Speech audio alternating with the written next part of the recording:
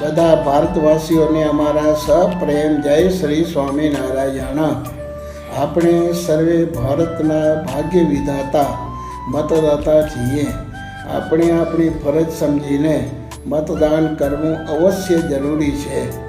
આપણે આપણો વોટ કોઈને પરાજિત કરવા માટે નહીં, બલકે આપણો વોટ ભારતનું ભાગ્ય બદલાવવા માટે છે। આથી સમય ફાળવીને વોટ કરવા જવું, તે પણ નાત જાત પંથથી ઉપર ઉઠીને આપણે આપણા સંતાનનો તથા ભારત દેશનું ભવિષ્ય નક્કી કરીએ। આપણે જે વ્યક્તિને યોગ્ય લાગે તે ભારતનું ભલું કરશે અને આપણા દેશના ભવિષ્યને ઉજળું કરાવીએ। આવી શુભકામના સહ જય શ્રી સ્વામિનારાયણ।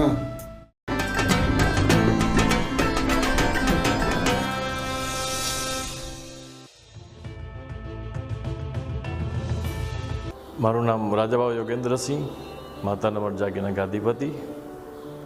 આ અમારી ગુરુ શિષ્ય પરંપરાગત ગાદી। બીજું મારે જણાવવાનું કે કચ્છની દેવી મા આશાપુરા, એ કચ્છ દેશ દેવી મહાસભા તરીકે ઓળખાય છે।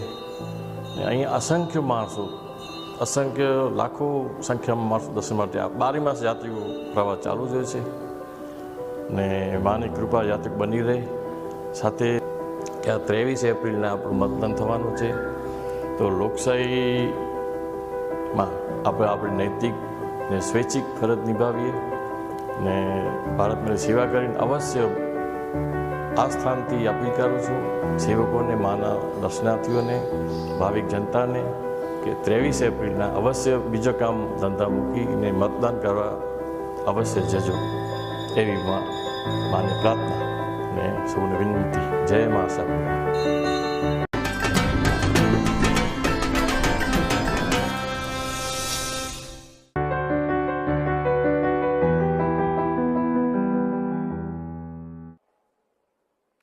लेकिन एक तरफ माता आशापुरा देवी और कोटेश्वर महादेव का आशीर्वाद, तो दूसरी तरफ कच्छ के मेरे खमीरवंत लोगों का हौसला, उनकी मेहनत, उनकी इच्छा शक्ति।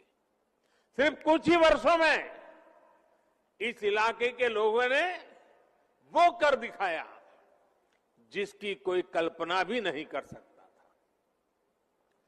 कच्छ के लोगों ने निराशा को आशा में बदला। मैं समझता हूं यही तो माता आशापुरा देवी के आशीर्वाद है।